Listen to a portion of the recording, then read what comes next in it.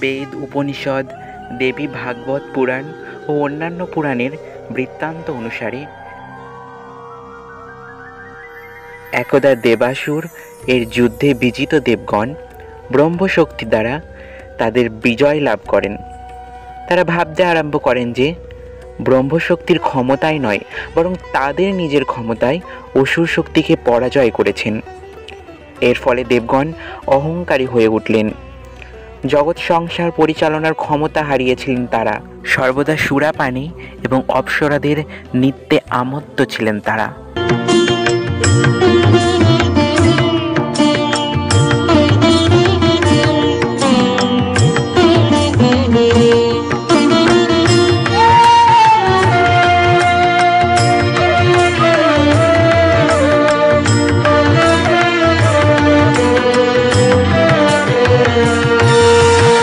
অসুর মুক্ত হয়ে শান্তি নেমে এসেছে দেবলোকে।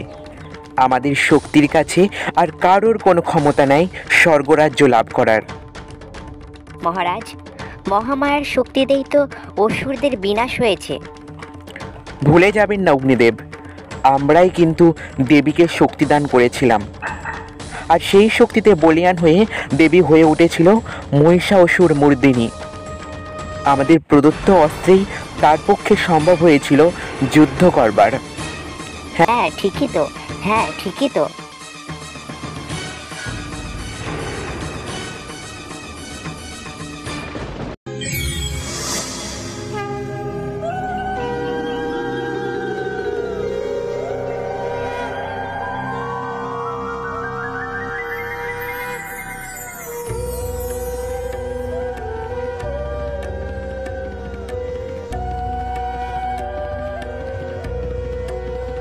হে দেবগণ, আপনারা যথাযথ বলেছেন।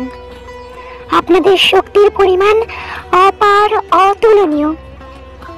আপনাদের যে শক্তির দ্বারা স্বর্গরাজ্য অসুর মুক্ত করেছিলেন, তার তুলনায় আপনাদের এক ক্ষুদ্র কার্যে আহ্বান করছি।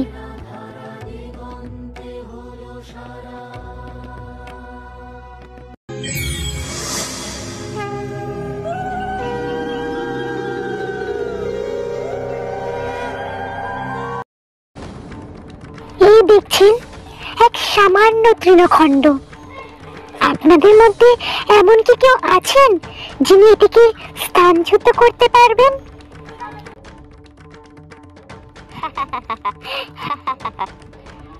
আমি অগ্নিদেব। আমার ক্ষমতার কাছে এই তৃণ অতি তুচ্ছ। আমি এক্ষুনি এই তৃণকে ভস্ম করে দেব।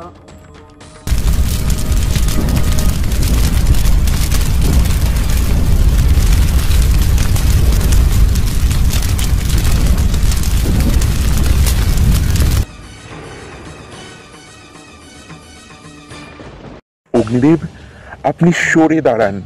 এক্ষুনি এই তৃণখণ্ড আমি ঝড়ে উড়িয়ে দেব।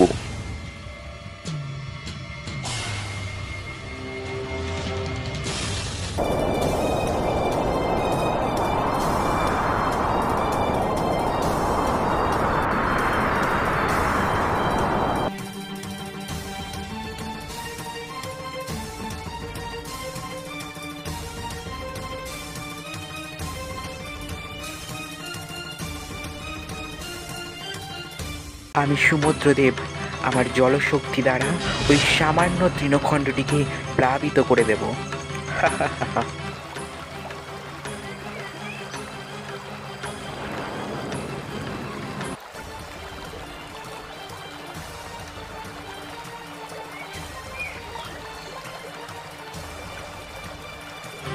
ব্যাস দেবগণ, অনেক হয়েছে।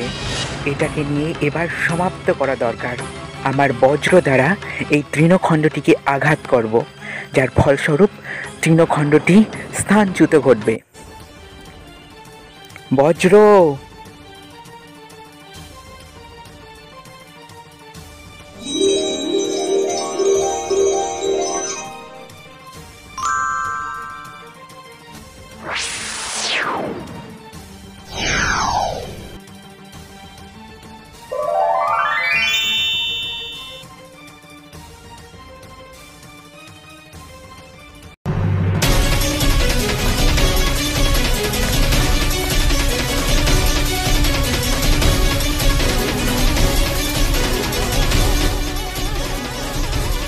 হে দেবী, কে আপনি? হে অসীম শক্তিধারিণী, নিজের স্বরূপ প্রকাশ করুন।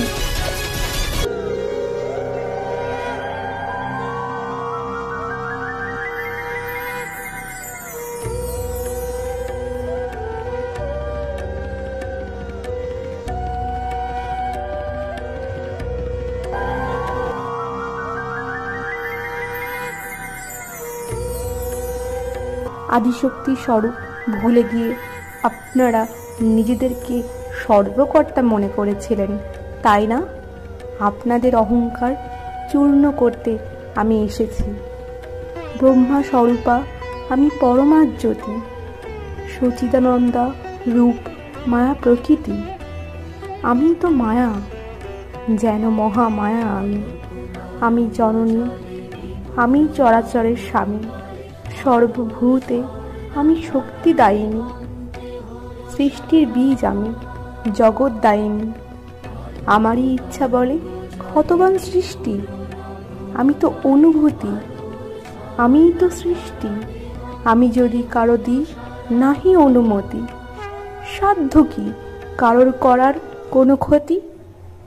আমার এই রূপ বিশ্বকে মহা সর্বনাশের হাত থেকে রক্ষাপূর্বক আত্মসত্তার হিতে ও সত্যের প্রতি সুস্থির রাখবে।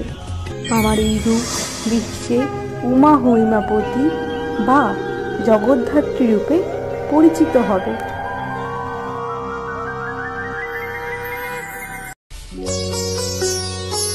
মাগো, আপনার চরণে আমাদেরকে স্থান দিন। আমরা বুঝেছি আমাদের ভুল।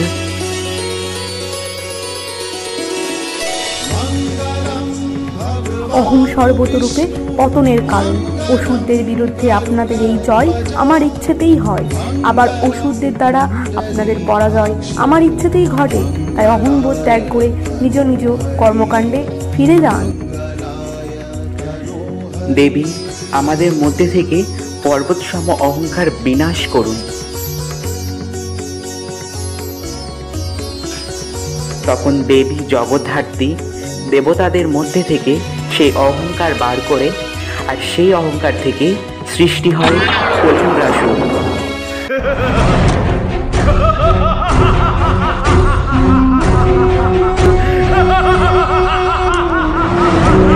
তখন দেবী জগদ্ধাত্রী কলিঙ্গাসুরের সাথে যুদ্ধে অবতীর্ণ হন।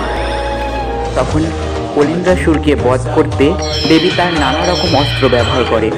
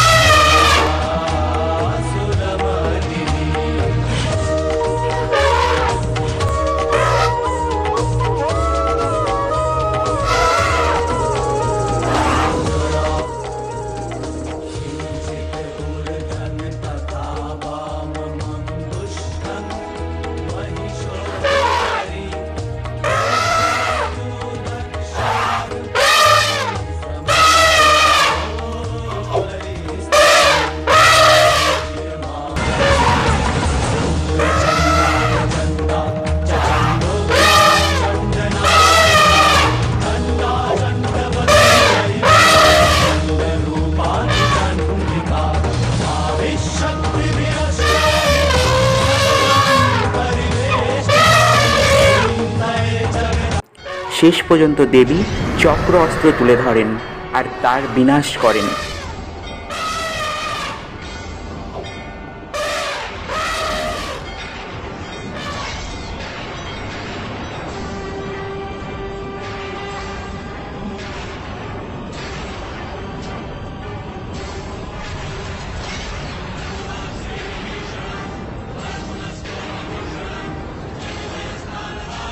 আর এইভাবেই জগৎকে রক্ষা করতে দেবী আবির্ভূত হয়েছিলেন দেবী জগদ্ধাত্রী রূপে।